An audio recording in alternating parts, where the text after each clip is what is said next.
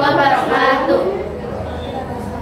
Di sini kami mau presentasikan PPT. Sebelumnya ingin memperkenalkan diri, nama saya Kalsa Nabila. Nama saya Afifah Fauzia. Nama saya Nabila Kafia. Yang pertama ada pengertian. Mail server adalah sebuah program yang membantu dalam pendistribusian email, baik dalam proses menerima atau mengirim. Walaupun terlihat mudah dan simpel, namun email akan melewati serangkaian proses pada mail server tersebut hingga akhirnya diterima pengguna. Secara sederhana, mail server adalah perantara dalam proses pengiriman dan penerimaan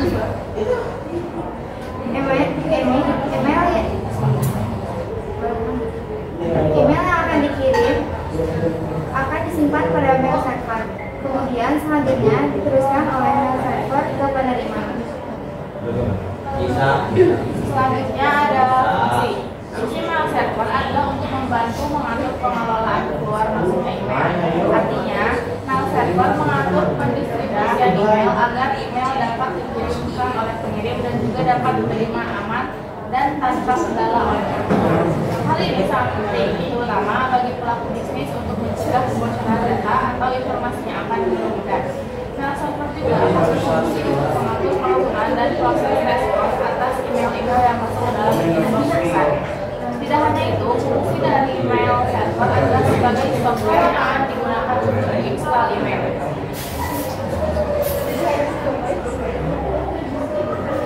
Selanjutnya ada jenis-jenis mail server. Yang pertama ada SendMail. SendMail adalah mail server standar milik Windows. Mail server ini sudah digunakan sejak tahun 1982 karena memiliki kemudahan penggunaan dan performa. Namun dari segi keamanan, SendMail banyak perbaikan jika dibandingkan jenis mail server lainnya. Karena bersih atuh Selanjutnya ada Postfix. Postfix merupakan pengembangan dari SendMail, tapi tidak hanya dapat bekerja pada Windows. Postfix juga dapat digunakan pada Mac OS X. Dari segi keamanan dan performa pun Postfix sudah lebih bagus dibanding dengan SendMail. Selanjutnya ada Gmail. Dari segi selanjutnya ada Gmail. Dari ketiga jenis mail server, email dikenal sebagai mail server paling aman. Jenis ini diketahui belum mempunyai kelemahan apapun yang berisiko dapat mengganggu sistem keamanannya. Selanjutnya, kelebihan dari mail server. Yang pertama, kontrol penuh. Kedua, keamanan. Yang ketiga, privasi. Dan keempat, stabilitas. Yang kelima, optimisasi. Yang keenam, biaya jangka panjang. Ada juga kekurangan mail server. Yang pertama, biaya awal. Yang kedua, pemeliharaan. Yang ketiga, keterbatasan sumber daya. Yang keempat, keahlian teknis. Yang kelima, ketergantungan pada infrastruktur lokal. Dan yang keenam, pembaruan dan keamanan. Yang terakhir ada kesimpulan. Penggunaan mail server internal memiliki kelebihan dan kekurangan yang harus dipertimbangkan secara cermat oleh perusahaan atau organisasi. Kelebihan utama meliputi kontrol penuh atas data, peningkatan keamanan dan privasi, kemampuan untuk kustomisasi sesuai kebutuhan spesifik, serta potensi menghemat biaya jangka panjang. Namun, mail server juga memerlukan investasi awal yang signifikan, pemeliharaan berkelanjutan, dan keahlian teknis yang memadai. Selain itu, keterbatasan sumber daya dan ketergantungan pada infrastruktur lokal bisa menjadi tantangan. Oleh karena itu, keputusan untuk menggunakan mail server internal atau layanan mail pihak ketiga harus didasarkan pada evaluasi yang menyeluruh terhadap kebutuhan spesifik organisasi. Sumber daya yang tersedia dan kemampuan untuk mengelola dan memelihara sistem tersebut secara efektif.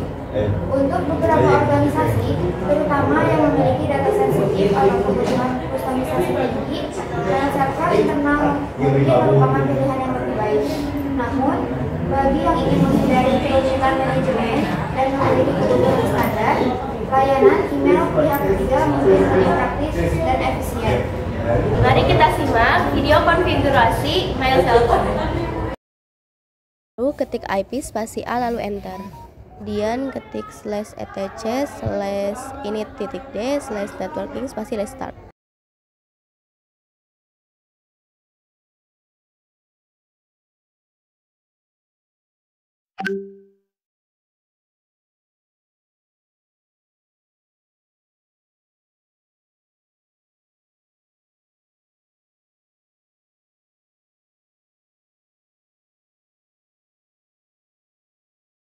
Kemudian ketik ping -c spasi 3 spasi google.com lalu enter. Kemudian ketik apt install spasi postfix spasi dvshot spasi implant spasi bin 9 spasi dnsutil spasi revolving dan y lalu enter. Kemudian apt upgrade y lalu enter. Kemudian tunggu sampai benar-benar selesai.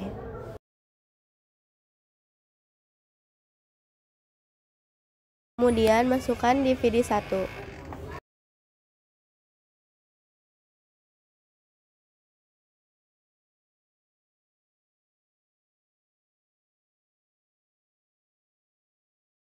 Lalu pada configuration pilih internet sheet, bukan system file name.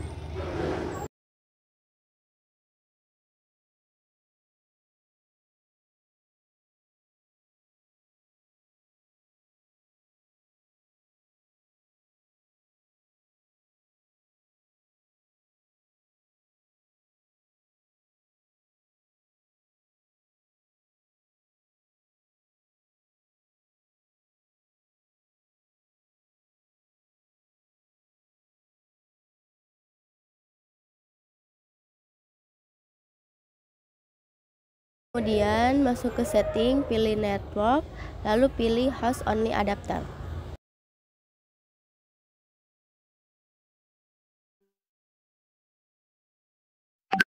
Lalu ketik nano/etc/network/interface lalu enter.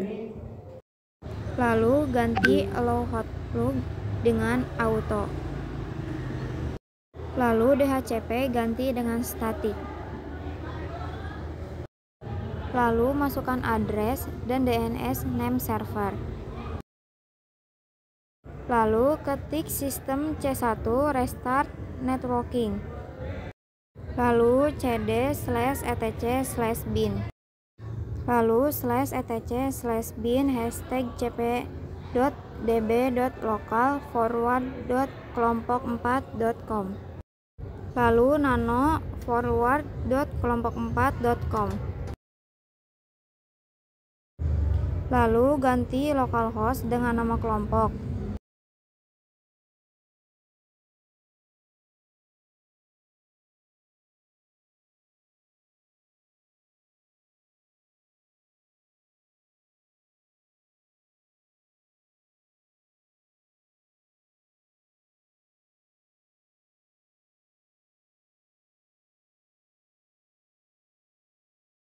Kemudian tambahkan nama kelompok juga address dan mail juga addressnya.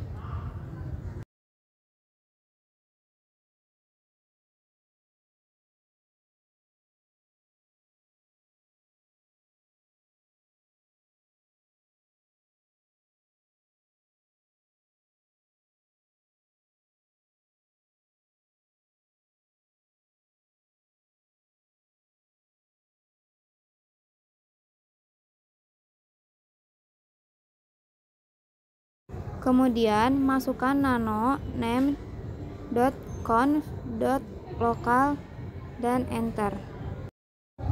Ketik kelompok4.com.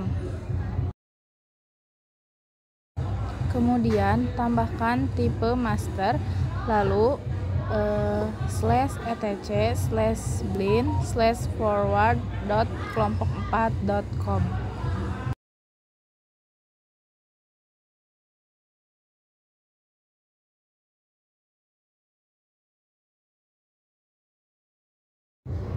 Lalu ketik systemctl restart bin 9. Ketik nslookup kelompok4.com.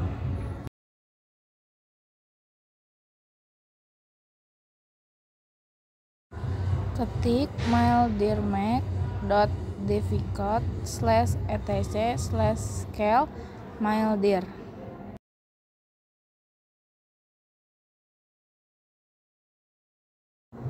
Ketik nano/etc/postfix/maincf. Lalu ketik home_mailbox sama dengan mildir/.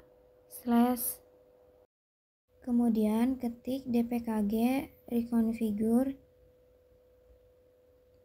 postfix.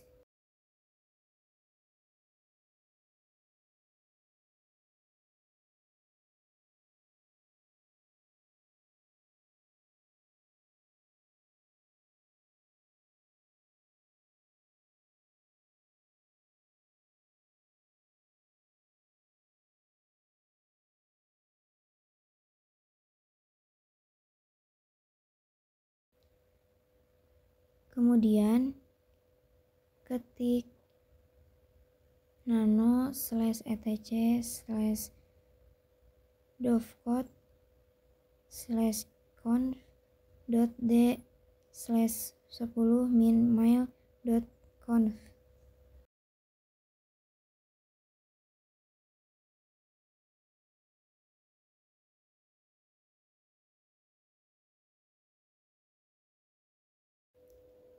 Lalu ketik cd/etc/dovecode/conf.d.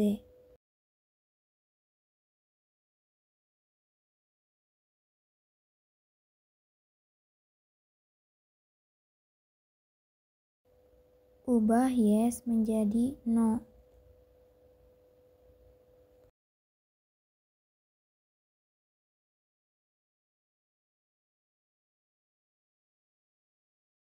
Selanjutnya ketik system_tcl restart postfix. Ketik system_ctl restart dovecode. Ketik cd. Ketik add user user 1. Lalu ketik add user user 2.